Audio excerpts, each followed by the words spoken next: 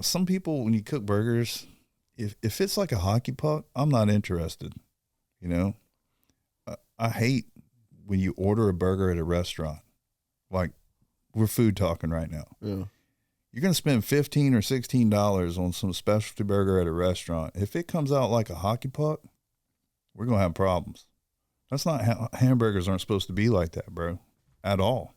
Like, from medieval times, they're not supposed to be like that. They didn't burn stuff back then.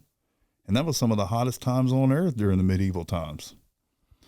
So you just got to... Well, now everything's about volume.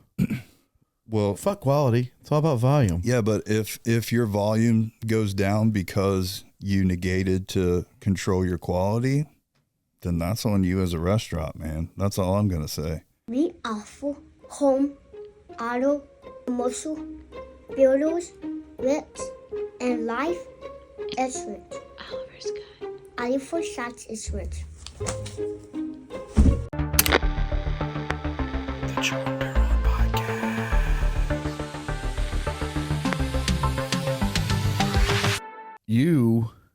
Now I'm really proud of you, but you started your own podcast. Yeah, man. It's pretty cool. I wanted to do it. Like, you inspired me in a lot of ways to do it, but it's one of those things where if you don't know how to do it, taking that first step can be the hardest part, and the kind of podcast I wanted to have was to have myself and someone else talk to other guys, because we've all been through life in different ways, and we all got to where we are now because of all those factors.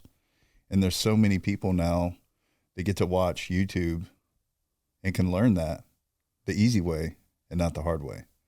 Yeah. And that was kind of like my premise. And well, I could tell right about watching though. You do show a side. It is the Learned Alpha. The Learned Alpha podcast. Okay. I've noticed though that you do bring out like a sensitive side of guys. Well, and that's cool though. Like it's and you're doing a good thing with that. Yeah, man. We're all human. We all make mistakes. We all go through bad times, good times, all that stuff. But everybody kind of deals with it in a different way. And sometimes when you feel like you're having a conversation with somebody, it just comes out. And I know you've experienced this before, but like, how many times has someone told you something they really didn't tell anybody else, and when they went to leave, you could just see the relief, Yeah, I mean, I had that. I had Curtis Ford on last night, and we were talking. The feeling you get to tell a story, and you get, how often do people sit at a table together and have a conversation, or sit on a futon and have a conversation? Right. It's rare. I think the good thing too about you doing the show is, you having that background of. I mean, your Van Cleve, your Ocean Springs all the way from Fort Bayou Slim to like playing in a band to having a surfing lifestyle to being a police officer patrolling downtown Ocean Springs. I mean, you have a list of like life experiences, and I think that does bring flavor to the podcast. Right, and I think about this a lot. I have a lot of friends, they've only done one thing their whole life. Once they graduated college and they got into that field, that's all they've done their whole life. And they're pretty good at it, Yeah. But for me, I really didn't know what I wanted to do. I did some college, but I didn't go to college for a specific thing. And life kind of pushes you in certain directions sometimes. And I found that I started out working at Old Salvetti Brothers, bussing tables and washing dishes when I was 16. And on the weekends, I'd go dig fence post up in Van Cleve for, farmers. I came from a really good family. I had a good mom and dad, brother and two sisters, but it wasn't given. Nothing's given to you. And I had Franco on last night, and he talked about that same thing. And it makes me thankful. Like, if I wanted to spend time with my dad on the weekends growing up, because he worked for NASA, he drove to New Orleans pretty much 5 days a week for 36 years. And he was also an alderman in Ocean Springs, 2 terms. So, like, my time with him was, like, limited. So that's 8 years. So. What's a decade? Yeah. They were at different times, but if I wanted to spend time with him, After church on Sunday, we would go cut my grandmother's house on Bowen. We would do our yard, and we'd go to the cemetery and cut our family plots there. So I learned at a young age, if I wanted to hang out with my pops on the weekends, sometimes I had to go put in that work. But I'm glad I did, because people see me weeding today in shorts. They're like, "What are you doing, man?" I'm like, "What? I can't feel my shins anyway from skateboarding as a youth, so it doesn't matter." How's this podcast? Jumping into the podcast, how's it made you feel? Good. It's one of those things. Like I said, I went to Derek Walton. He co-hosts with me. Awesome guy. I've known him for over a decade. He started blacksmithing, a few years back, and I've been fascinated by it. And one day he was like, "Hey man, you need to come over here and I'll light the forge and show you how it's done, what I do." And let's make a Ninja Star. Yeah. We made steak flippers out of railroad spikes. But it's just so fascinating to see him doing something that's not his job, right now. One day he may retire and do that, but he's so fascinated with it and could tell you every temperature that piece of metal's going through in that forge as it changes colors before he starts manipulating and stuff. Anyway, he showed me one day that, and we got done and we're sitting around talking. I said, "Hey man, I really want to start a podcast." And I told him why. And he was like, "I'll do it." I was like, "Really?" He was like, "Yeah." I said, "Don't BS me, man, because I'm going to go home and go on Amazon and start ordering everything tonight, start playing in the room and all that." Because I told him my intentions, and he has kind of his own intentions, but they're real similar in the same way. You just want to build people up, and you also want to take people who come to talk to you and let them just explain their stories. But people watching or listening, can kind of gravitate towards each person that comes on in a different way. And the whole premise is eventually having enough people on, you'll reach different people in all aspects of life because everybody was raised so differently. But the whole premise of the Learned Alpha podcast is you're not born that way. You're not born with that instant drive, or not worried about how rough your hands are or how many hours you work today. Those are all built traits, and you learn those from different people. It might not be your dad. It may be your uncle or a family member. And when you watch our podcast, you hear these guys say that over and over again. It's like, "Yeah, I got this from my dad, but my brother or my dad's friend or whatever." And a lot of those things are things that a lot of people in today's society don't even use. That's what's fascinating about the blacksmithing, right? Yeah. Because in medieval times, before you could go build something, what'd you have to have? The tools. And the blacksmith made the tools so people could build homes and build structures and build bridges. That's fascinating to me. I grew up with my stepdad. My grandparents had the catfish pond in Latimer, and they had the cow pasture. So I grew up on that's the funny thing people don't know is I grew up on a farm, and I had chickens. My grandma gave me a chicken every year for my birthday, and I had a horse, and it's fascinating. I've never really dressed away, but there was a time where I wore ropers, and I went to rodeos, and my grandparents were a big influence because, I didn't know. I've seen my first white egg when I was 11 or 12. You're like, "What is this?" Yeah, no, it really was. I was like, "What is this? Is that a UFO?" Because you don't see white eggs. You might see a light blue, a very light blue egg From the Meester eggers? Yeah, but you don't see a white egg. Yeah. And my grandma also, we shopped at Crew Thirds Country Corner. I lived right across the street from Crew Thirds Country Corner. And my grandmother, my step grandmother, she was Italian, and she always got the day expired food. And we ate as a family every night. Yeah. And so I did. So I kind of knew the work trait through that because we had to. Right. I remember when I wanted to hop on the tractor, we had 5 acres we had to clear.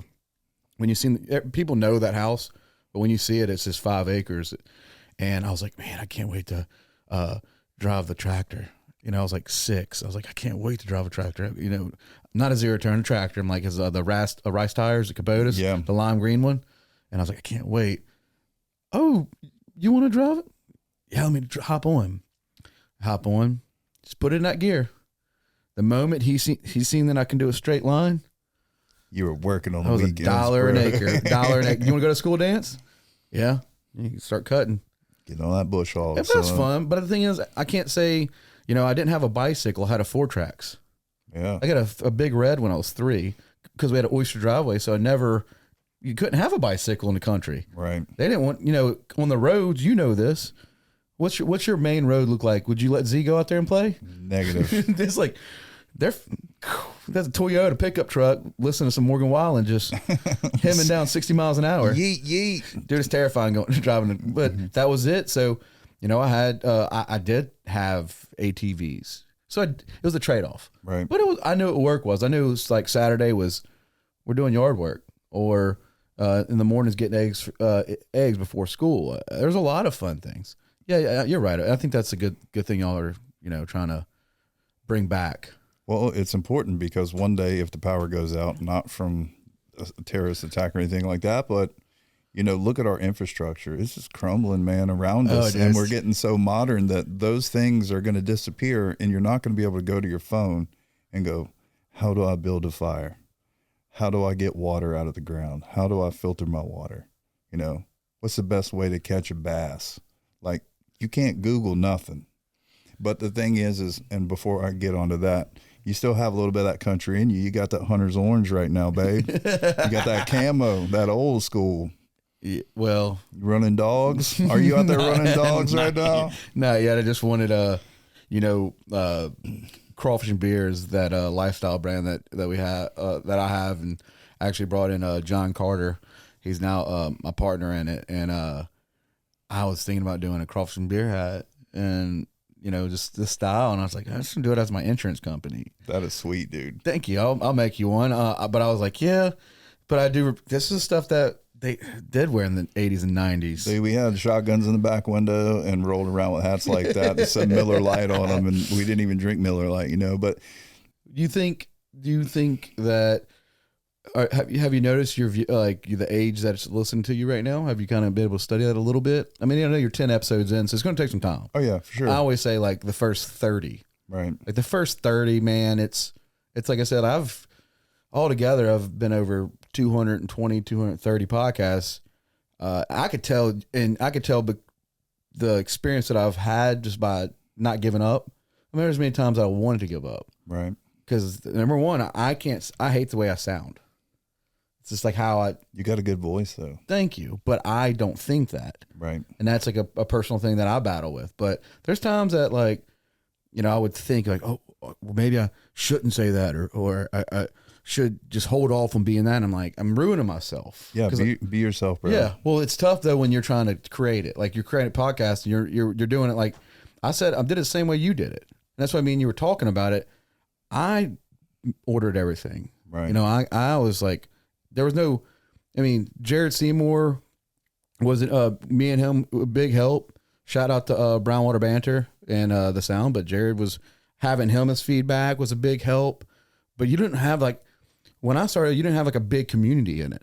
Right. And I didn't have who to go to on a recorder and how to sync a video, and it's some scary, that's some shit that you put it off. I'll do it next week. Right. So you getting past that, which you're doing, and I love how you jumped in because you're like, I'm starting a podcast, and you started. You know how many people told me they're starting tell me they're starting a podcast? Hey, I was going to start a podcast for you. That's fine. Just do it. Right. Well, that goes back to talking to Derek that day in the shop. I just needed to hear from him that he was down. Okay. And I was like, let's go. I'm in. And I literally went home, started researching, watching all the YouTube videos I could watch. Yeah. We're done. I'm gonna but I've already had the cameras and stuff like that, but everything else I had no clue about, But I think that me and you do share that we're gonna jump we're gonna jump. Yeah. At least just to touch the water and see what it feels like. I think I'm very proud of you for doing that because right now it's the effort you're putting in. Right. Yeah, people you're allowing people to come you come to your studio set up. You're learning, you're learning, but you're also helping people that listen to you about stories. Right. So you're kind of guiding this storytelling. We're storytelling. you're bouncing ideas. You would say interview, but not really. Really, we're talking, but when someone starts talking to us, we try and get the really important things out that someone watching can go, okay, I was in that position, I understand, or I'm in that position, and that's how he did it. In my mind, I was thinking something else, and I'm glad I watched this because I'd save myself a lot of heartache, just listen to what he just said. We didn't have this when we were growing up. Like I said, we had people, in our lives, but the way society is these days with cell phones and text and messenger and all these things, it is so important to sit down and have a conversation. Nobody does that really anymore. If they do, it's phones in their face. And do you know why I think it is that people, when they come to your podcast or my podcast and they open up and they talk to you, why they feel that relief? Because they're not saying it to a computer. They're looking into somebody else's eyes who has a soul, and they're telling them. And the good thing about it too is, I did a few podcasts when I first started out, probably the first 20 that I would do edits in it, and certain things that I went out. It wasn't that many, but now I just pretty much leave, I just leave shit in. Leave it real, man. Yeah, and that's been I think it started happening when I'd have people come up to me that I didn't know and be like, hug me and be like, man, appreciate you talking about your depression. Yeah. And I'm like, shit. And they're like, and I remember going to a class reunion and having a friend of mine, her husband works at Ingles, and he's a big fan. And I remember him getting kind of fanboy. And I gave him a couple crawfish and beer hats. There you go. It was cool, but I'm like, why is this guy staring at me? Because I'm still what are you staring at me? What's up? I've seen him in a suit, and I've also seen him riding a little mini bike somewhere, Yeah. But no, it was cool because, when I found out that guy's listening to me on the way to work, that's cool. And well, there's a lot of information in the world, and people aren't getting the right information. But on this though, for us, it's the coast. Yeah. Well, for me, I have a focus on the coastal stories because that's a big thing. People, our friends that are leaving, you're gonna have a lot of friends that listen to your podcast. I mean, your podcast. Look, I think you're 19. I think you're 19. I think you're 19 on this one. But telling you, man, you're gonna get to a point where they're like, Van, dude, and I know we hadn't seen each other in 10, 15 years, but I'm up here in Tennessee, and man, I miss home because of and that's the stories. It's like, man, Van, I love that you have our old friends on, right? And because people are homesick. You know this, and I know this. People say they want to get away from the coast, but when they leave, they want to come back. Right. And they can say whatever they want to us. I did it. When I graduated high school, the night I graduated, I had my little Chevy S10 packed to the hilt. And I had a friend who graduated the year before me who was born and raised on Dauphin Island, and I'd go surf with him on the weekends. And he said, man, I'm moving to Cocoa Beach. So he come home and visit his parents through that whole year that he was living in Cocoa Beach. And I saw him at spring break, and he was like, come live with me until you find your own place. And I was like, as soon as I graduate, I will. So I just kept saving money. My parents gave me a little change, and you had $1,500? Dude, gas was $1 a gallon in 1996. $1. I mean, and I drove a Chevy S10, so it cost me how much was a pack of cigarettes? $25. About $2.65. Were you a smoker? Yeah, I was. But I've always been tall. But you're like a Sublime. You're listening like Sublime. Yes. Okay, so we'll get into that for we sure. We can go all over the place on this one, but but anyway, when I moved away, there's a couple things I missed. When you live in middle or South Florida, you really don't have seasons. It's just hot or rainy or dry. That's it. And I lived in Crestview, Florida, in Destin area, and then also when the tourists are gone.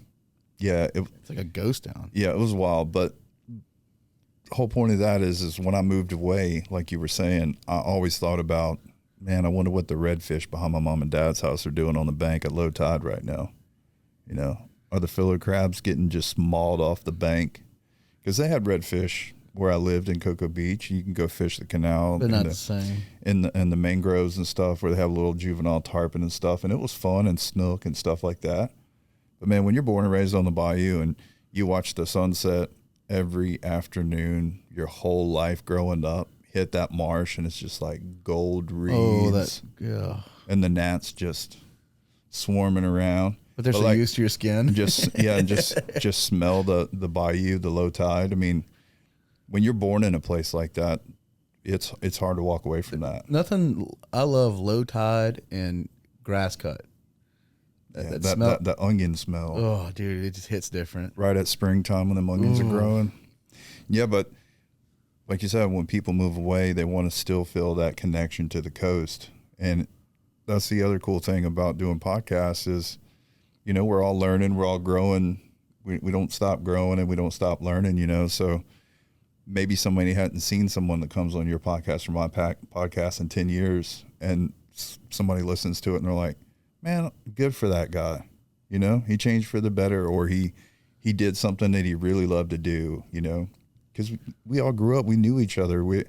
That's kind of what's missing from Ocean Springs right now. It's like when I was born and raised there, literally on Sunday after church, if I wasn't cutting grass with my dad, I could ride my skateboard across Highway 90, down Washington Avenue, and go down Government Street and see about 6-7 cars.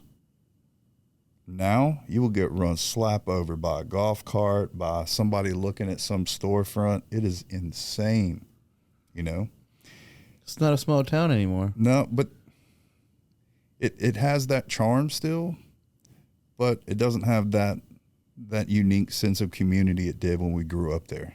Like you said earlier, you know, you were on Hosted?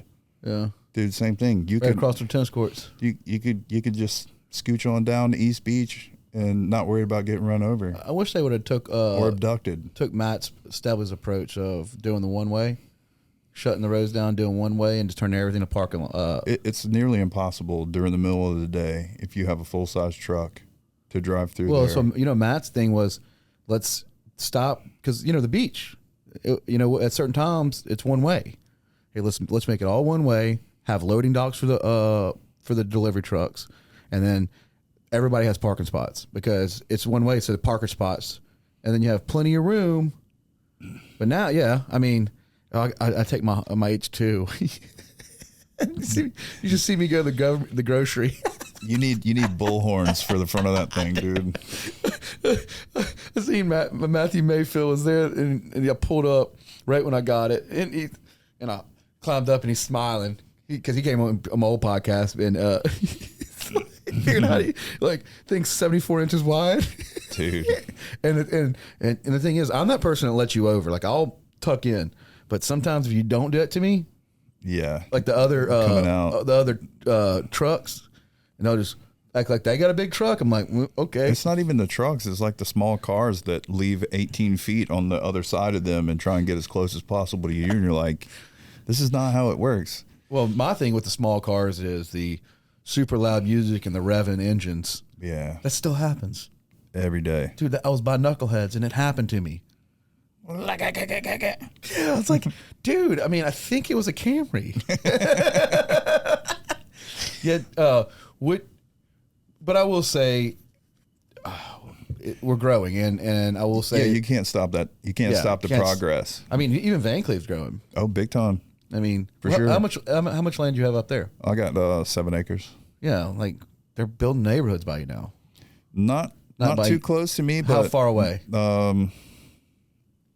Pretty good distance, but there is a few older neighborhoods that have covenants and stuff, but all those new neighborhoods are going on Old Fort Bayou Road, just north of the interstate. Mm-hmm. Man, I don't know how many homes they're putting in there, but it's going to be a lot.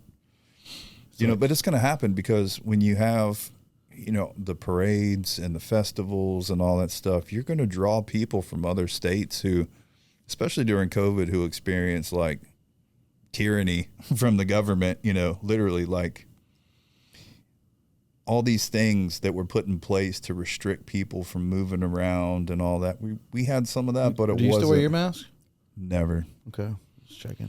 But I'm going to tell you, for the same reason why I wear shorts, right when it first started, I wore my mask because it was so uncertain and nobody knew what really was going on. But after a while, it just amazed me how dumb we are as a civilization. you're going to make me wear a mask walking from the front door to my table, and then I'm going to take it off in a closed building. Oh, yeah. I caught on to that quick. Why?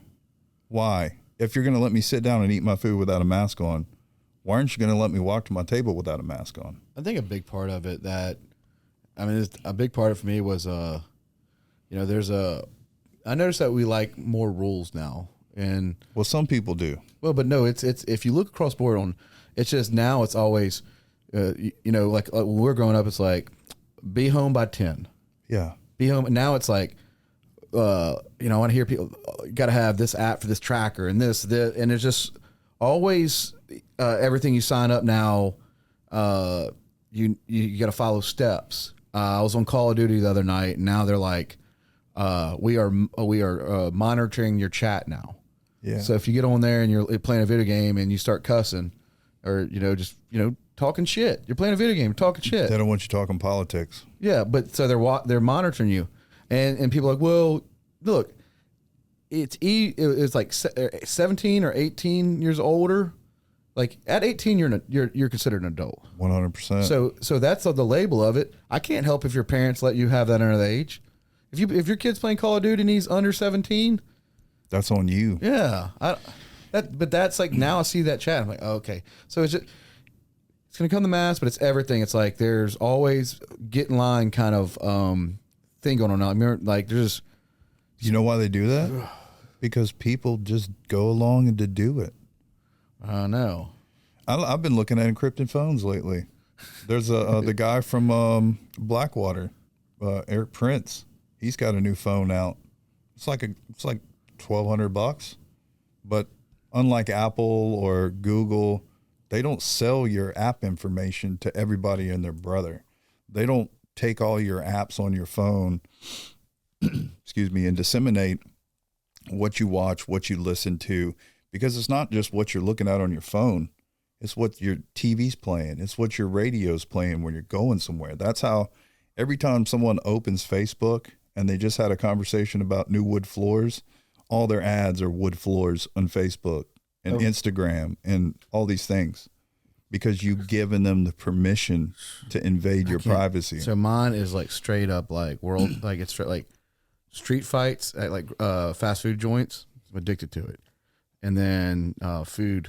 I love watching food videos. Me too. And they hit me with one the other day. Hold on, I'm going to tell you exactly what it is. I can't stop. I had to screenshot it. This is no joke. I was talking about... I got baked out of my mind last night, laying down. Like seriously, I was on the couch. You know what I bought? You know what I ordered? You know what I ordered? A Fry Daddy or something? No, a sushi kit. No, serious. I'm serious. I told Emily I ordered a whole sushi kit and rice because I was just sitting. Well, I couldn't sleep, and I had a little like I sprained my ankle, so I've been like a little sore. So I was laying in bed, and I didn't want to wake her up. So I got out of bed because I just was tossing and turning. So I just grabbed my pen and just go sit on the couch because family was sleeping. It's probably like 11. Yeah, man, I kept hitting that pen. All of a sudden, I went down to like I think I started with like street sandwiches. And then I went straight to like sushi, and I was like, I've never tried to make sushi, and this is me, and this is that thing that clicks in our head. It's like, I can't be that hard. Have Sushi Wednesday. I can go to the store and get seaweed wraps right now. But have you ever made sushi? A little bit different. It's funny. You may not know this about me, but when I was growing up, I was about 9 years old. And I was born and raised on the Bayou. So I used to eat blue crab claws, fried, and, just little Italian, little dip. Mm-hmm. And then my dad and I used to always go to the schooner, the old schooner, on Back Bay there. And, one day we went there, I got a just straight up fried shrimp po' boy with just mayonnaise. I got about 3 bites in. And I started doing the old bobblehead from like the Nintendo Mike Tyson where I was going like this and my neck swelled up and I couldn't breathe. The iodine in the shrimp, I had an allergic reaction to it. And the trauma I went through after that, I was like, I am never eating seafood again for the rest of my life. And since that time, I have not had fish or shellfish. And that's no lie. you want to go get some later? No, my wife always like, I'm going to buy an EpiPen and you're just going to go eat some. And I was like, well, the thing is like, you just never know when it could happen. Well, if you're disciplined in that situation, don't do it. Yeah. That's what my mom doesn't. My mom can't be around cats. Yeah. I actually like cats. But I like everything that goes along with the seafood. I love fishing. You know, I like being on the water. You could just put me on a boat like Castaway and I'm good to go, dude. But it's only fish you can eat. Yeah, I could eat fish, but I just No don't. crawfish. And the reason why I normally don't eat fish is because if you go to a restaurant somewhere, you don't know how it's all prepared together. And I just never want to risk that, you know. It's weird. When you become a dad, like some of the things you were like, I can do it. I'm going to go jump off a Corso's bridge, you know. You become a dad, those thoughts never pop in your head again, ever. And so you're always like, nah, I'm going to play this one just a little bit safe, you know. I mean, look. If you can make a mean grilled cheese sandwich, it can beat a good fish meal. To be honest with you, that's how I look at it. I'm a sucker for food, dude. Yeah. So you can have a grilled cheese sandwich, and I'll be okay with the barbecue. Yeah. But nothing like a brisket. Well, that's what I was going to tell you. That thing that Facebook showed me was a jalapeno stuff with brisket, wrapped with bacon and sour cream. Like, I literally just had this conversation, and I opened my phone, and it was like, this is creepy. I got 2 jalapeno plants right out there. My habanero plant, Freeze got it, but I don't even do it. I got a whole, man, I had close to 100 habaneros just off of one plant. Well, you're not going to believe this. On Taco Tuesday, I had to go hit up old Taco Hat. I hit up Sombrero in Ocean Springs and smash tacos for lunch. Did you? I eat more tacos than anything, dude. I think we are there. Dude, look, if you get the pico, right, you're getting all the vegetables you need. You got the cheese, you got the meat, either chicken or beef. My neighbor is full-blown Spanish, and he makes it all fresh. We trade food across the fence. Hey, wait till you start making them some sushi. Hey, no, I mean, I do some cheddar wares for him. Yeah. I love cheddar wares. I love a good cheddar wares. People, you know, it's funny. People are like, they come to my house and I grill. And I have a charcoal grill, right? That's like a $200 charcoal grill. They're like, man, I got this Blackstone. I got this thing. I got a trigger. Yeah. Green egg. And I only cook with natural gas. And I make them a charcoal burger. And they're like, man, that's the juiciest burger I ever had in my life. I'm like, if it ain't broke, don't fix it. It's a Kingsford grill. Yeah, just like, it's nothing. I mean, got it from Winn-Dixie 7 years ago. Yeah, literally. I had a 24-inch little square grill for like 3 or 4 years, and this Christmas Bethany bought me a little bit bigger one that I can raise and lower the coals so I can adjust, you know, depending on what I'm cooking, how much I need to burn it or not burn it, you know. And I literally use that grill 3 nights a week, dude. We have a meat and vegetable 3 nights a week. So I'm getting into cooking. I don't really cook because Emily's an absolute badass at cooking. Like, people like say they can cook. Like, Emily gets up at like 6 in the morning and starts a dish. She's like an old school from scratch cooker. Like, see, and I'm not going to cut you off, but I am going to cut you off because I want any women out there listening right now, get off into that and do a podcast with other women about cooking, because I can guarantee you we would be watching it. But that's another one of those traits that's like it's like just gone, dude. Just biscuits from scratch. Women, guys, anybody. But it doesn't have to be like major stuff. But I'm saying like biscuits from scratch. Yeah. Not like it's a crazy dish, but like we have our own cucumbers and stuff. So she does a cucumber salad. Fire. Have you ever had a fried eggplant sandwich? When I was a kid, I ate them like 3 nights a week because we grew them at our house. We don't do that anymore. I think at my grandma's. I love a fried green tomato BLT though. Yeah, but that's what I'm saying. Like, there's so many things in our world that we no longer do, and they were good. So why don't we do that anymore? That's kind of the thing. Don't you blame MySpace? But MySpace was different, bro, because you could have the music in the background. MySpace, top 8 friends. Yeah. Not only that, but MySpace was like, you felt like a computer designer because you were like designing your page, you know. No, it's not that. So I've been drinking. It's not that cool Remember anymore. having the McDonald's orange drink? Oh yeah, it's back. If you got that same drink at Burger King, it would taste like everything in the spigot, dude. The one in Ocean Springs, for sure. Yeah, like you're just getting the rainbow drink because you're getting all of the syrup. I think it's. I mean, but at the same time, it's like you said. You got to just pick up on it. Like as I get older, I'm starting to enjoy. This weekend we started cleaning the garage and we did some steaks and made a salad and I got some what is that cat head vodka, the honeysuckle. Have you had that? No, it sounds interesting. It's like $22. They're from Mississippi. They're the old souls. They're bourbon, but they have a vodka called Cat Head Vodka. It's like $22, and they do a honeysuckle vodka and a little ice. And do you like pineapples by chance? They're okay. Hell yeah. Okay, so Emily cuts me. I get a pineapple. She cuts it up in perfect chunks. Ugh. So when you come to my house and you're on my podcast, I'm going to make you my famous pirate burger. So it's just pepper jack cheese on a decent cooked burger. But what I do is the night before I take pineapple rings and soak them in Cap Morgan, let it sit all night. Ooh. So when I take the burgers off, then I put all the pineapples on the grill and let them get a little bit of that heat to them. That way when you put your cheese on top, your pineapple's not preventing your cheese from melting. You know what I'm saying? You got to think those things out. And then right before I serve it up, I pour just a little bit of the juice left over from the pineapples on the burger. Man, it is out of this world. When did you start doing that technique? About 2 years ago, we went to what was the place? It was at Dauphin Island, the golf course there. They have a little restaurant. It's like that old 70s round building. And only golf course I love is Hickory Hills. For real. We were talking about Southwind today too, but we just happened to go to that place, and it was during COVID, and it was kind of a pain in the butt. But we went there and we had to sit outside, and I was like, pirate burger. Yeah, I'm going to try this. Same thing, but I think they had bacon on theirs.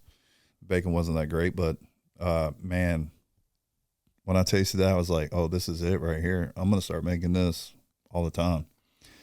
And, some people, when you cook burgers, if it's like a hockey puck, I'm not interested. I hate when you order a burger at a restaurant. Like, we're food talking right now. Yeah. You're going to spend $15 or $16 on some specialty burger at a restaurant. If it comes out like a hockey puck, we're going to have problems.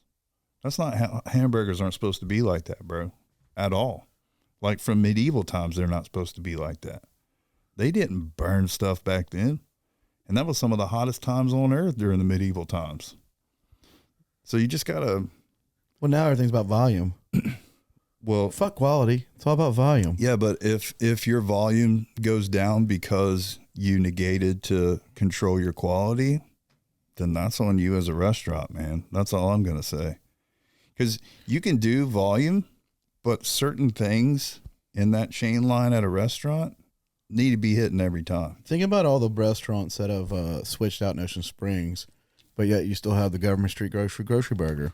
Bro, I can go there and get a Tijuana burger, and it's just like the first time Pat was like, oh, we're gonna put jalapenos on this thing. It's going to be so spicy with this mayonnaise and all this. I had one 2 weeks ago, and it has not changed. Yeah, but that's what I'm saying. Like, I brought my stepdad. My stepdad brought him there. Tijuana burger. I brought him a year ago, and I got him. It was nighttime, and I was like, he's got a place on Porter, and I was like, let's go get food. I'm hungry. I said, all right, let's go to the grocery. He's like, what's that? So bring it down to the grocery. Went in there, sat at the bar, got $1 PBRs and or $2 PBRs, and then we got grocery burgers and each bowl of gravy. And he was like, wow. It's like, yeah. It's like this is one of the first bars on the strip right here. Yeah. Oh, and it was so cool because Chef D used to have that place there. When I moved back from Cocoa Beach in like 2005, it was right before Katrina. And you used to go there and get breakfast, but he always put like the Spanish twist on everything, Yeah. And it was awesome. But when they closed down and Pat opened up, and I met him while he was in the process of changing the restaurant out and stuff. And I was like, oh, dude, this is muffaladas. Juicy burgers, Did he have the Euro back then? They didn't start out with the Euro. You know, they used to actually do a Tijuana dog too. Come to think of it, it was just a huge hot dog made the same way they make the Tijuana burger, and it was like $2 or something. Pat's one of the coolest cats you can talk to and meet. He's got Just don't tell him that you hate Subarus. Yeah, because he's a Subaru warrior. But, you know, he's a fascinating dude, man. I've always liked him. I've always had a huge respect for him. And that's why he's been so successful and he's still there today. Because like I said a minute ago, he pays attention to those things. They pump out a lot of burgers in that place. They pump out a lot of food in that place on a Saturday, you know. But like I said, from the first time I had the Tijuana burger to now, ain't nothing changed. It's still good. Never had it. I'm about to get it. Dude, it's spicy. Get I you some tissues because you know it's going to run a little bit. I can do it. I can do it. For real, it's one of the best burgers on the coast. They've literally won Cubby Awards on that burger. I got to present. Yeah, man. I got to do that. I got to ask to present. Dude, I'm just telling you. I'm doing that. Have you done it before? What is it? The Cubby Awards. Yeah, man. When you know, me and Tony and Mac and Steve Nelson and all them and Darius, we had the band 4 Bayou Slim. We won, you know, 3-4 times for favorite local artists. It was fun, man. You know, it's cool when you play music because you just enjoy playing music. Yeah. And people come and watch you play, not just because they happen to be wherever you were that night, because they wanted to come see y'all play, you know. And, you know, we played funk and blues. So I'm one of those people, like, if I go see a band, I want to dance, you know. And I always wanted to play music that would make people dance. Y'all's music, and also y'all lead with more music than vocals. A little bit, but that's kind of how, like, some of the old Jimi Hendrix was, and, you know, the Isley Brothers and stuff like that. You know, it's more about that jamming. Well, the thing is, you got to think about this, right? So depending on the crowd, you can curtail how that night's going to go. You know, if you show up to a place and there's like 10 people there, you're just going to be easy, you know, until people show up. Or if they don't show up, you just be easy, and people say, hey, can you play this? Can you play that? You know, if you can accommodate, you accommodate, you know. Well, you're back with your brother now. You're going to get the band back. Yeah. I mean, yeah. Have you talked about it? I tried to talk to him about it, but, you know, dad life, we're so busy right now, man. But the cool thing, my whole point of that is there were certain nights where we would start off like in this real mellow spot playing just like Old Muddy Waters. Yeah. And man, I've seen y'all a lot. you know, I remember when the grocery didn't have a time really to close, you know? Yeah. And I'd just look up and be like, man, it's 2:45 in the morning and there's people dancing on the bar right now. I was like, I got to go home and go to bed. I worked all day before I came and did this, you know? But it was fun, man. It was a good time in my life. I think Johnny's band's playing on the 27th at the grocery, 28th. The Champion Club. Yeah. I think he got his band back.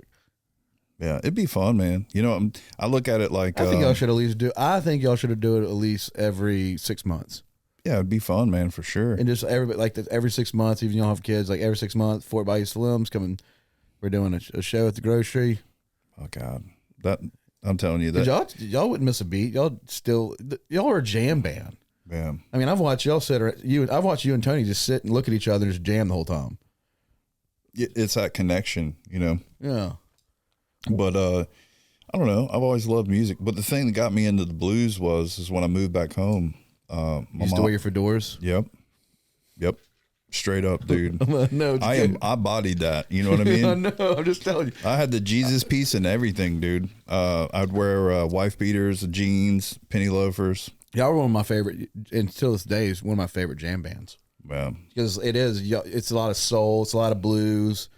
I mean, and then you got that reggae kind of kick to it. Depends on how y'all felt. Yeah, and that's what I was saying. Like, depending on where you're at and how you're playing, you know, who you're playing to, you can cater to whatever, basically. But we had a lot of good times. You know, we traveled around some, and we played a lot over in Destin and Baytown Wharf when the Funky Blues Shack was there, and we had people that lived over there or had their big yachts over there that when we were there, they were always there. You know, they would bring all their friends and just take up half the bar, you know. So it was a cool experience. And then, you know, going back to the Covey Awards, you know, that was a result of all that time spent doing that and bringing joy to people's life, letting them cut loose on a Friday or Saturday night. Me and John are doing it. My co-founder, John Carter. I'm going to represent Carter's Champions. I'm at a point now with my nonprofit, like, I'm okay with being a puppet. Like, I'm cool with it now. Because, I mean, like, this year we raised $133,000 for local hospital. That's sweet, dude. We got to hit $1 million. Yeah. So, like, I'm cool with, like, and it's not a negative source when I say puppet. It's just, I know that you know, if I'm going to bring awareness to my nonprofit and to things I love, like, I love Shelly. I'm very honored to go, you know, present at the Covey Awards. But I'm going to do it on my behalf for Carter's Champions. Right. You know, and I told her, I was like, I want my boy John with me. And I'm honored, but I want to bring awareness to what we're fighting for. Right. I'm glad you brought that up because it's crazy how life is, you know. And I go back to Derek just saying, yeah, he'll do the podcast with me. But shortly after we did our first podcast, and it was just Derek and I talking, you know, about each other in our situations and kind of why we wanted to do the podcast. Amber Carroll reached out to me. She said, hey, you know, myself and two other ladies have the Grief Center, the Junction Grief Center in Ocean Springs. Quick plug, thejunctionms.org if you'd like to donate. These people are stronger than any human I know. And I mean that. Like, she said, we're going to have a summer camp for 8 to like 12-year-olds, like 25 to 30 kids for a week that have lost a loved one, a parent, a grandparent, or something like that. And they're kind of having a tough go. And, you know, they go through therapy. And my part is I'm going to be helping them build birdhouses and then painting them and stuff. And then they have an art therapist and all this other stuff. But, you know, all these women that donate their time, their money, and their expertise at this place, they've all lost someone themselves. But here they are doing something for somebody else in the same situation. So I don't think anybody is as strong as that. Like, in my eyes, that's heavy. You get behind it. So I am. Yeah. So I've been to a few meetings, and the second week of June, they'll have their first camp there for the kids, and they do other things there. So if you're experiencing grief and have some issues, man, please go check them out. thejunctionms.org. It's a great nonprofit, great thing, man. And it's amazing to have that you see that, and then you come in and help. And I think that's how it all starts. You know, we were looking at like Carter's Champions. It's like it was me and John, and now there's 15 of us. Right. It's like they see it and they're, oh, I'm help too. I'm a help too. And I remember having our board meeting a couple years ago, and I was like, because I never really do now I do, because with the mic, so used to like talking now, I'm getting way better at communication. But I remember just going in a board meeting, and I'm just sticking my hand like, hey, guys, I just want to thank y'all for coming out. I know y'all have been working all day. I know y'all not getting paid for this. I just want to say I really, really appreciate y'all being here and doing this together. Right. And that was always like my mission. I remember like, who's that? And then Liz introduced me as my position, and I was like, and I never really got to share that with them, but it was just like them. It's just like people who are just tired and get off work. I'm like, hey, you're doing that? I'm helping. Like Carrie Jo, she has she has a jacket drive. Yeah. And she's on the board. That's so it's sweet, like dude. she does this, you know, she has a jacket drive. So it's like you see people like that, like, I want to help too. You know, it's not one person. Right. But it takes a community. And when they asked me to do that, I was like, absolutely. What are you talking about? Sure. You know, I'll donate a Van Woods hat. There you go. No, I mean, I'm going to donate my time. I'm going to help those kids build those birdhouses. They have another guy who's going to pre-cut all the wood and make it, not too challenging for them. Because, it's more about spending the time with them and learning something and not focusing on that grief and stuff. And because, even me, like I lost both my parents, all my grandparents, my brother and two sisters and I are the oldest people in our family. You know what I mean? That's where I'm at in my life, That's pretty sad. And I lost my mom when I was 25, and I lost my dad in 2011. So I've experienced that tremendous amount of grief and loss, and them not getting to see my kids grow up, and all your those kids things. not seeing like me and you growing up with grandparents, and, Right. I didn't like my parents growing up. I love my grandparents. Right. Let's be honest, that's how I felt. My grandma was like an angel. Yeah, dude. so I'd rather hang out with my grandparents, though. You know, that's sad. Well, like most grandparents, and like my in-laws are the same way. You know, we'll let Z go stay with them, and they'll get her all jacked up on chocolate or whatever, and Bring then her back, they'll send her on home and go, see ya. You know, but There's no rules. no. But I just think what's cool about that and what you're doing is that most of the time it just takes time. You know, it takes someone to step up and just help out. We're just getting started. Yeah, and that's the thing. But it's infectious, right? Like you said, you had all these volunteers show up, you know, and like, yeah, man, I'll come help you. That's how it kind of happens. And then eventually some of those people will kind of do their own thing and help out in a different way. The best thing now is telling them, like, oh, no, you just do it. Take the lead. Yeah. Don't have to sit there and, you know, you take the lead. That's the best thing. You got to take action. Yeah. You can't just sit there and, what does Jordan think? Yeah, I appreciate it, but like, I mean, I'm a fireball. Like, I just run around. Like, if I want to do something, just do it. You know, I was saying with the podcast, like, I'm glad you started doing it because, you know, it is work. It is work. It is work putting stuff. It's a lot of work. Yeah, I tell people when they come over, they're like, so when's it going to be posted? I'm like, well, when y'all leave, I'll start getting the footage off of my camera, and it'll take about an hour and a half. And then once that happens, I'll edit. And then it takes about another hour to upload. So about 11:30, it'll be uploaded to YouTube. And then in the morning, I'll share it on Facebook and tag everybody. They're all at home chilling out, you know, and I'm still sitting on the couch. My wife's like looking out of her blanket like, are you done yet? But to me, it's worth it. You know? I mean, I think for me now, I got to a system where I'll do shows and then I have to space them out now. I got a lot of stuff coming, so I start spacing them out. Right. But I got to that point, and that's where I want it to be. Like I said, like I started where it was like 2 cameras and 3 cameras, and you know, uncomfortable table setup for me, to 1 camera and a futon that I paid $80 for. Amazing. I mean, Yeah, but when I talked to you that day when you called me after we did the first 2 or whatever, I told you straight up, I was like, I'm doing 1 camera. That's it. it's the best way to do it. You know, the thing is it's just to capture the stories, you know, and people's life experiences so that other people watching can learn from that and grow without the suffering. And that's why, like, you know, I did 120 episodes live, and I stopped doing live. Right. And I was like, and the reason people asked why live stopped, and it was, guys, was honestly for the guest. I found a difference in my guests when they come on. When you do a live show, they tense up a lot more, right. And you'd be surprised how many people come on. They're like, I can handle this, and then the camera, and then it hits live, and they're like tense. So then they can't tell the story. They can't open their hearts. They can't, you know, be their self. And so that's the reason I decided to just record, because it's a learning experience, and it's hearing their story. When you go, I mean, doing a live, like on a certain level where you do like a certain interview level, like you ask all the questions, you do keynotes. I mean, there's other podcasts or shows out there that do keynotes, and Right. you know the questions. Not on this one. No, I'm too all over the place. I mean, I like the free flow, man. Yeah. That's how, I'm going to be honest. We originally starting out, I'd be like, okay, here's 10 questions just in case someone's done talking and I can't think of something or Derek can't think of something, you know, to ask them.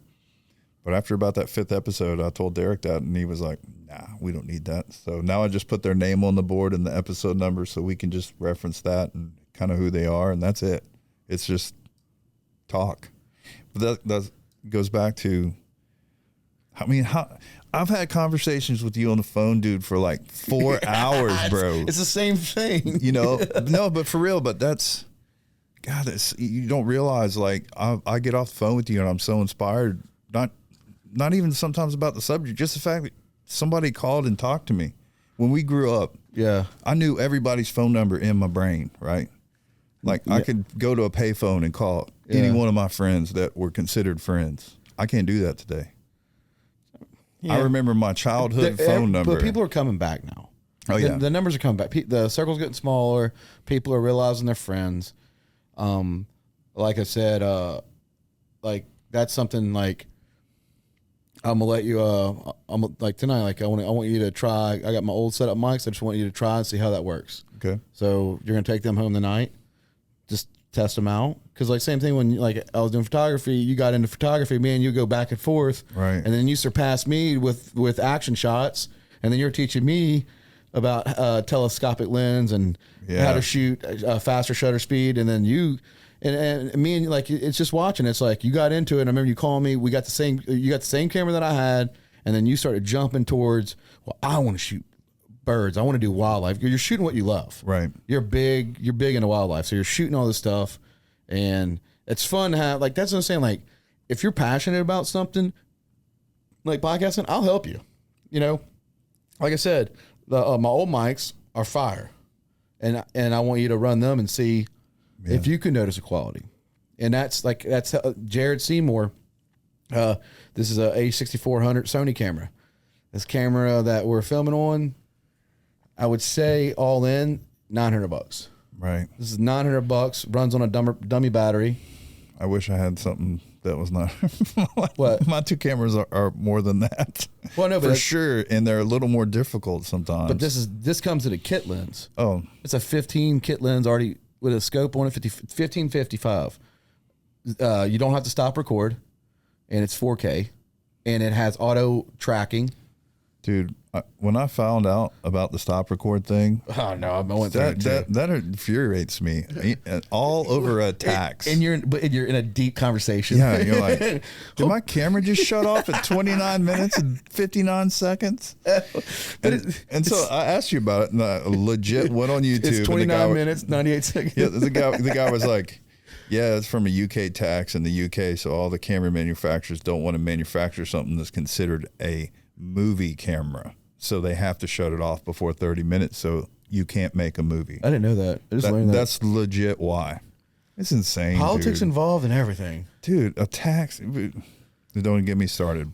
But the thing is, man, I really enjoy it, and it's one of those things like I don't know. It just goes back to having that confidence for me. Well, I think you and Derek's friendship's gotten stronger. For sure. I think that's a bond that I tell all my guests when they leave. I'm like, you're gonna leave out of here, you're gonna sign that wall, and you're gonna feel better. Yeah. I can't, and it doesn't matter. I always say if you inspire one person with your story, that's all that matters. Exactly. But you're gonna feel better, and everybody's when they drive off, they're like, phew. I'm telling you, look, I'm not gonna say who they were, but after a few podcasts, I had people message me and say, hey man, I really appreciate the opportunity, and that podcast helped me more than you'll ever know. I was like, what?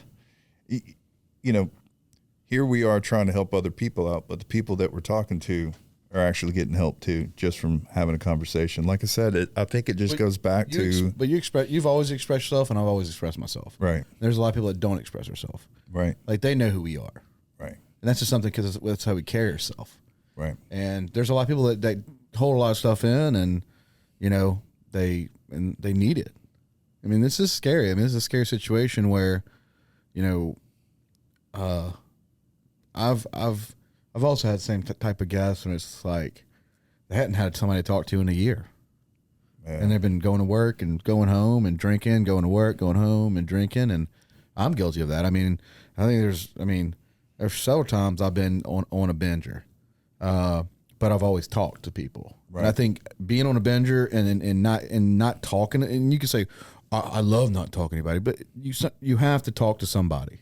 Yeah. Like you have to get something off your chest. And like I said, the phone conversation, even when you talk to somebody on the phone, is almost artificial in so many ways, because you're not, like I said, I'm looking at you right now. I'm looking into your soul, and I'm looking in your eyes, and I know all the life experiences that we shared and all the conversations we have, and I know who you are as a person.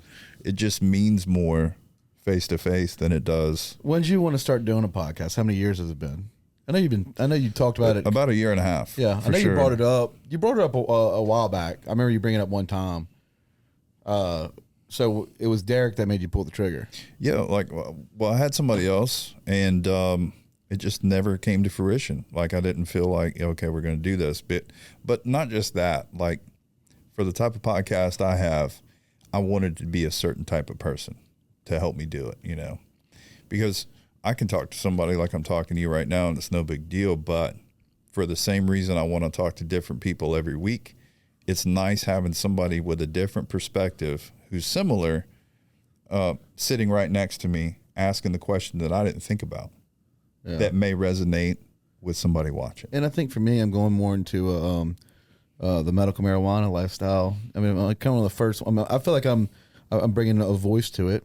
Yeah, man. I mean, it's legal. I mean, it's good for me because with my cerebral palsy, and you know this. Yeah.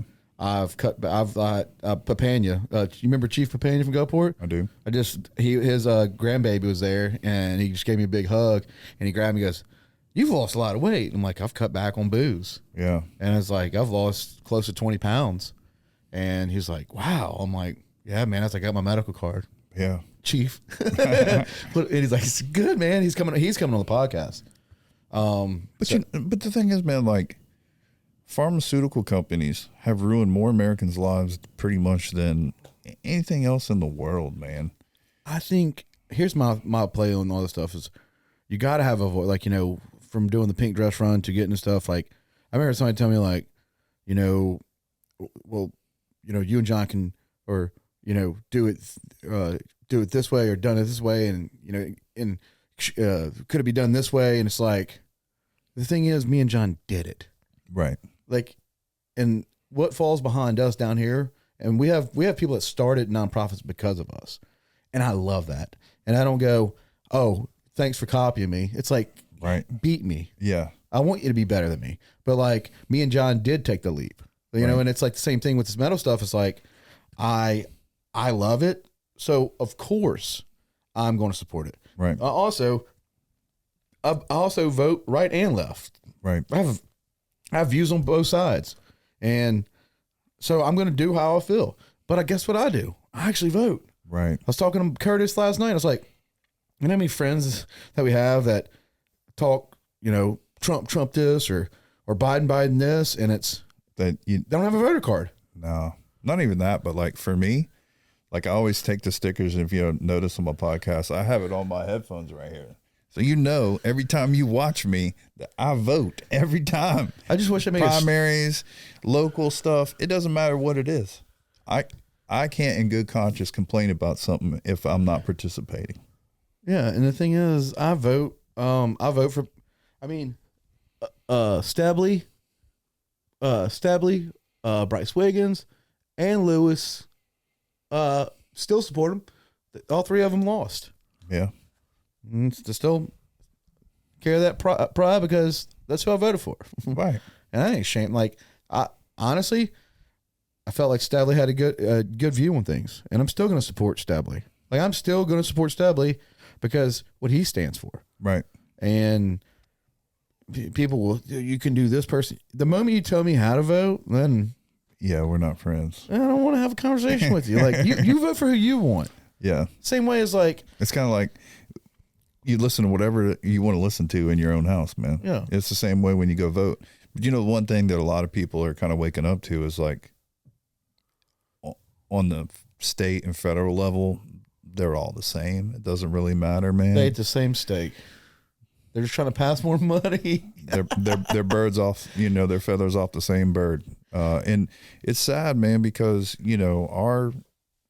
our forefathers had a completely different perspective than who's doing all the control of the House and the Senate now, man. The one thing, this can be fixed easy, and it's term limits.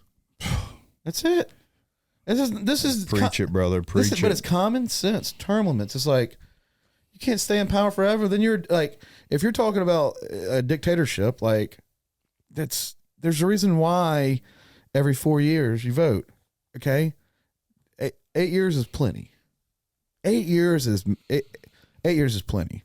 Anything past that, yeah, that's your problem because you're disconnected to everybody. Well, the thing is the younger generation, like our generation and younger, they have a different outlook on life, but yet a vast majority of people who are holding seats in the Congress and the Senate are in their upper 80s. I mean, think about that. Like, I know. So their priorities are completely different from the youth's priorities. But think about this even simplified even more. All right. I'm 37. How old are you? I'll be 46 at the end of this month. 46. Okay. Me and you go out Friday night at Glory Bound at 9:00. We start out at 9:00 at night, right? We're disconnected. All right. I mean, there's a whole different generation that is 21 years old that's their scene. Right. I mean, you could fit in. We can go and hang out, but we're not. I can't catch on to everything. Yeah. I mean, so Matt, that's the way I look at like politicians. The way me and you, we're disconnected. Yeah, it's not the same. We don't have our pulse on everything. Well, yeah, it's not even that. It's just you have somebody who's been in office for 50 plus years, and through that 50 plus years has made millions and millions and millions and millions and millions of dollars. But the thing is, I felt like if they were more connected, if they would have their pulse, that's term limits. You know where their pulse is at? With lobbyists. That's the problem. Yeah, but I'm saying for the older ones that disconnect themselves for the community, though. Oh yeah, but you know, and then those politicians, when they're up there, they always talk about how they're fighting for everybody in their district or back home, and you're like, man, when it comes time to vote, no, you're not. It's published. I can see which way you voted for this. So my bill. thing would be term limits. Do your 8 years at each position you want to do it in, but you're only working to the top. Yep. And then after that, go. You can work your way all the way up. You can be a senator. You can go. You can start as I don't care if you start as circuit judge or just anything, but you have to. It's like you can't just stay in one position. Right. Well, that's what's happened. No, like systematically, that is definitely what's happened. I mean, it's cool. I'm cool if you stay in politics your whole life. Yeah. But you got to play each level. Yeah. And it's like 1, 2, 3, up.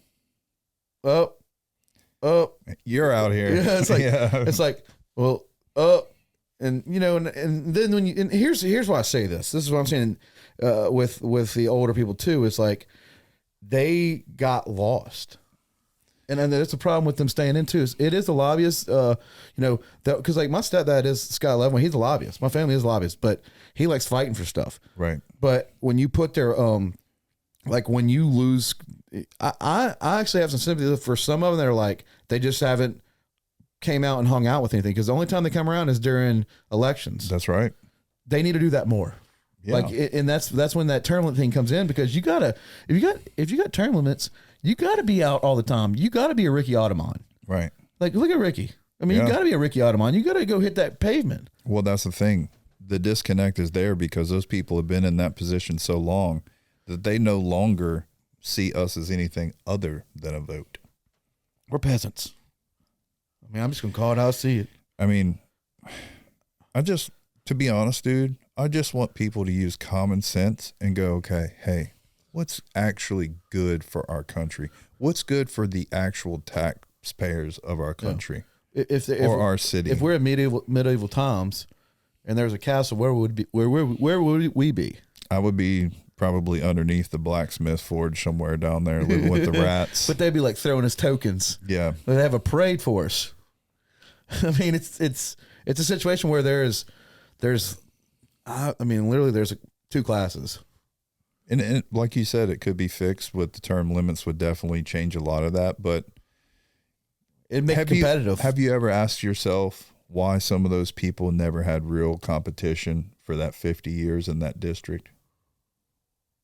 I mean, I would say that because their power allows them to purchase people from running against them. Do you know how many times you'll see, like, there'll be this new up and comer, you know, and they'll do this interview with them and they're starting to talk about their campaign. And then they get the new sweet job. And then they're like, she's on the board of this now and she's dropped out of the race. That's how that works, man. Oh, I know. I definitely know that part, but it's a very, It's sad. We got to but you got to make everything competitive. And that thing is they're not competitive. No. Everybody gets a trophy these days. Yeah, but everybody. But so like term limits to me is like, oh, if you really want to stay in politics, you better have already done good, and you've already better won the hearts of people because they're watching. So you're on that. Let's go. You're on your So you're on your last second term, right? And they want to see what you did in them 8. That gives us an opportunity to see what they've done.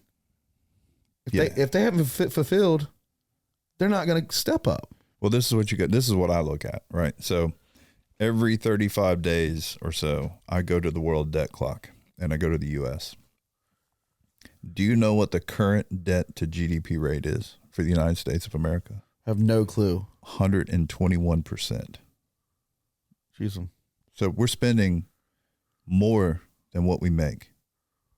Entire country. And all they want to do... Is it all Bitcoin? No. Okay. The thing is think about this. If you have a business, you spend $1 million this year, right? Yeah. But you only made 900,000, right? You spent $1 million, but you only made 900,000. And you do that every year for 50 years. Well, eventually you're going to go to the bank and they're going to go, get out of here, dude. We're not giving you another dime, right? It doesn't make sense for an average person. But what the government does is they don't really get access to more money. They just extend the debt they can be in. So 121%, that's going to go up. It's $1 trillion. But they do the debt thing like that. The only thing I can't figure out is they do that debt. They raise the debt limit, but they also slide in other bills. Well, that's what I'm telling you. They say, okay, you're going to have to pay extra for gas, but we're going to give another country $600 billion or whatever it is. It's like you're going to suffer. Government shut down tomorrow. Well, it seems like we passed that bill, and looks like, guess what, guys? $100 million going to another country. Well, the thing that's or $100 billion or whatever. $100 billion. But the thing is how can you explain that to a common sense thinking person? Because they can't do it in their own life. They can't keep going to the bank and getting money and never paying for it, right? And so when you look at how long some of those people been in office and the same things they do, they all say the same thing. There's a few, I like Rand Paul. He's like just like common sense, right? But far few in between with people like him. But the thing is it's going to get to a point right now, it's $1 trillion every 90 days that's added to the U.S. debt. $1 trillion. Every 90 days? Every 90 days. Every 90 days. Jeez. The thing is, do you know what the debt was? I actually have it saved here. I want to know this. Here. Because I've been really just watching, I've just been watching protesters lately. Give me 1 second. Oh, we're not in a rush. I've been watching a lot of protesters and stuff. Okay. I'm going to show you this, and I'm going to talk into my microphone. All right. We're just looking at a PowerPoint. You see it says federal debt to GDP ratio. Yeah. 122.21%. Holy shit. Right? That top number is 34,617,000,000 and some change. Right? And that's going to just keep going up. And when you look at the spending, they're telling us that, well, you got to pay more for insurance and more for gas because of inflation. And, the prices just don't keep coming down. But the reason why the price doesn't come down is because you and I can't compete. If the federal government decides, hey, we need more gas than you need gas, they're going to pay that money, and that's going to cause the price to go up. I want to take you on a serious note, but I might start OnlyFans if I got to get out of this shit. I'm going to have to do something. I'm going to have to. I'm going to go straight nude. I'm just going to show my toes. They're all crooked. They look like they're on gang signs. Yeah, I mean, it's just silly, man. Like, but it's always been, even when we were younger, they were doing stuff. Now you can do so that's my thing about the phones. We're seeing a lot more, right? Like back then they were doing stuff. We're seeing more, but we're not seeing the right stuff. That's what I'm trying to say. Like, you can go to a library, right? Yeah. And you can read all the wrong books, and it may make your life more difficult and not better because you didn't read the right books. And so these people know that. So the more you're distracted, the more you dislike other people, the less you focus on them. That's how this works. I'm just telling you. If you watch Bustamante, the guy that was in CIA, he talks about that and how easy it is. That's why most people don't even want to listen to the news anymore.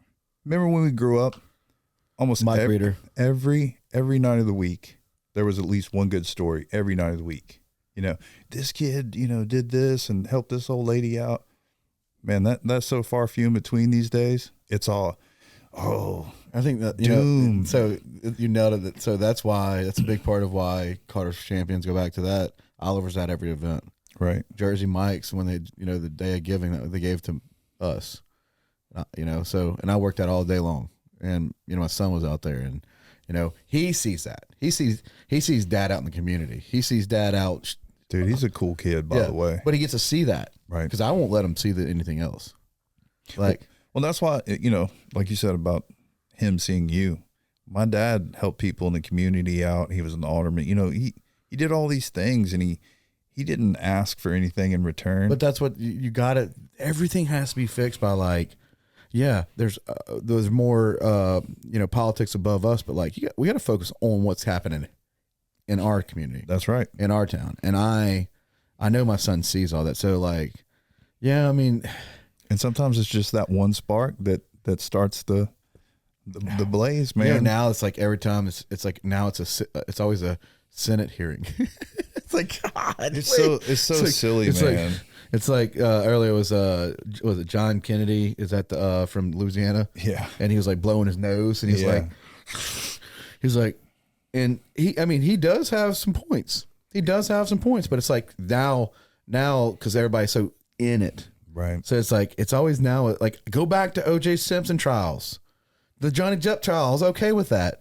Now P. Diddy. Yeah. And I was telling Curtis earlier, I was like, yeah, well, could P. Diddy actually be the mastermind? I'm not sure. I'm thinking there's more. Yeah, for sure. Way above that. Like I said, when you get into that certain echelon of power and money, their life is nothing. They're like not connected. Ours. No, man, nothing. No, not in any way, shape, or form. But they'll go in there. They'll go on Twitter and they'll be like, "Save lives," or you got to. Now The Rock came out. And he's like, "I'm not supporting Biden anymore." Honestly, don't know how true that was because I don't think any celebrities need to endorse anybody. No, it's not even that, man. If you realize, like I said earlier, that it doesn't matter who you really vote for, the government machine ain't going to change. Yeah. It's not. Because it's math, right? It takes a certain amount of these people and the president to get something through. So my thing with that though is, but it still needs to be, if there's a celebrity or any kind of spoken person, is like, vote for whoever you want. Yeah. At least get into voting, but don't sit there and tell somebody to vote for this person because this person's bad. Yeah. It's like, Tony tints windows better than you. Fuck Van. Yeah, he does tint cars better than me for sure because I've never tinted a car. But you get what I'm saying though. It's like I don't like that part where it's like, I'm voting for this person because this person sucks. And you should never lead on like that. You should talk about two people and why you're voting for that person, and then you should always lead off like, do your own research. Yeah, get up and go vote. Go get your voter card. I just and as a dad, and I'm sure you feel the same way. Our life could be so much better and so much easier. Elon Musk if we live off the government. No, Elon Musk talks about this all the time. You were talking about how they pass bills and more spending bills. But within those spending bills, there's more laws, there's more rules, there's more regulations. So for a business, like a large business, it's not just what they just passed. It's the last 75 years of things they passed that a business has to hire an attorney to figure out what they can and can't do in order to produce whatever product it is. And it just gets worse and worse. Or they have a city planning commission guy that makes $80,000 a year that's got to check off on your paper. Yeah. Holds up your building for, this is happening right now. Yeah. I know. Like a year. Yeah. The Sands project, we just won that. That took forever to win. And that was some, man, I enjoyed seeing that. you know, on the podcast and oh, dude, on Facebook. It's been a fight, and it's like that's like I got my my conference rooms almost done for my insurance office, and I'm like I'm gonna have these victories, and it's like it's a victory for the community. I don't go in and go, look at me for doing that. It's like I remember them apartments, right? I remember them apartments. Like we're bringing in more families that are going to spend money at these local businesses. Yep. That your daughter might meet her future husband. Right. Like you're bringing in good. Number one, to get a house at that price. Like I mean, and it's cost of living. You want to live on Front Beach, and the thing is, you got it. I'm sorry, but Front Beach is not privately owned. Front Beach has always been a spot that everybody dreams to be on. Right. And an opportunity, yeah. Your land's going to be smaller. It's like, dude, go to Orange Beach. No, not even that. Have you seen what they're doing at 30A now? Okay, so they had this thing where the homeowners on the other side of the dunes went to court, basically, and it was ruled that the land in front of their house to the water's edge was their actual property, even though the counties maintain those beaches. So now if you go to 30A, if you don't go to a designated boardwalk and park in a designated parking spot and only stay in like a 50 to 100 yard radius of that boardwalk, you can be fined or jailed. That's no kidding. That means like you can't just go to a boardwalk, walk down the beach, find a little spot away from everybody and set up a chair. That's where we are, dude. It's only going to get worse. I'm telling you. When we were younger, you could go to any of those beaches anywhere, walk down a boardwalk, as long as you didn't leave trash or start cussing at people when they were walking. It was no big deal. It's not like that anymore, man. Well, then, I mean, we still got East Beach. Yeah. No, but I'm saying, like, yeah, I know it's sad over there, but it's like it's a situation where. But my point of saying that is like a state or but that's not whatever coastline that's done by a legal system with judges. Well, that's what I'm saying. Yeah, it's getting crazy with that shit. That's what I'm saying. Like how can you restrict that access for a beach like that? It's only getting worse is where I'm going with that. I'm saying that guy, one of the guys there, I can tell you exactly how it happened. The guy that owns one of the houses there has gave a lot of money to council member or whatever, all judge, down the line, all down the line, every one of them, aka local lobbyist. Yeah, see what I'm saying? Yeah, that's just how it works, man. And I wish our society wasn't like that, because like in the old days, like especially like the Western days, people didn't have a lot of money, so they bartered, either their effort or their craft or some other item for this item. But the reason why they got rid of that is because the government couldn't get their cut of that apple. That's just the truth. It'd be different if it was making our life better. It's all, but it's all, but it's not. It's all that. I mean, it's not. It's a system, and a lot of it too. And I've learned too is it's not all about the money. It's about the people too. Oh yeah, it's sure. That buddy system that even makes it hard for like a small business owner just came in and doesn't know, like even on the coast, if you don't know that crew, right? Like, it's as simple as go have a bourbon with them, right? Because they're not bad people, but like you got to know them, or you can't even develop certain things. Like when I was an officer downtown, man, I always talked to a lot of the homeless people a lot, like just conversation with them, Yeah. And I walked to the end of the pier or whatever on a summer day where they'd be sitting in the shade, and people would complain that they're in the public, sitting on a public bench. They're not nude or anything. They're not throwing beer cans or anything. They're just sitting there, right? And I go talk to them, and the people who would call or whatever would be like, well, did you tell him to leave? I'm like, what is he doing wrong? Well, he's homeless. Okay, but it's daytime. He's sitting on a bench on a public pier. What is he doing wrong? Well, exactly. Have a nice day. Yeah. But that's like you gotta have common sense, and you gotta have compassion also. But I see, after talking to some people, why these people just walk away from society. It's mostly because of all those things we talked about. I've talked to different people that said that, why even put forth the effort? And I'm like, well, if you don't have kids or you're not married, it's different, obviously. But why put forth the effort if everything that I do is like basically in vain? Because at the end of the day, I'm not in control. I'm like, well, you can be in control. I know people that weren't happy where they were and they bought a sailboat and they live on a sailboat and they don't pay rent. They don't pay a mortgage. They don't cut grass. They just live on a sailboat and do like a small part-time job. But you gotta have no roots. Yeah. I have roots. Oh yeah. I'm stuck. I'm here. I think for me, instead of me getting frustrated about how the whole system is, I just try to get out and do my best. Yeah. That's why I literally, that is my mission, and it's get out and just do the best I can. Hell, I'm tired. I'm tired today. I've been running around nonstop, but like I'm getting out to do my best for the community as much as I can and do my part. And I tell people all the time, like, I believe in God. I have my beliefs. I was saying, that's something that I, share. I'm not owned to a church. I feel a big part of what I do is being out in the community. And I always just refer it's community. Community, right. Community. And if you're not a part of the community, don't talk. Right. And I think that's something but if you're not in the community, like you said, you can meet people. Right. You can probably help that person standing up for them. Yep. Would you work hitting our time? Would you come back for part 2? Absolutely.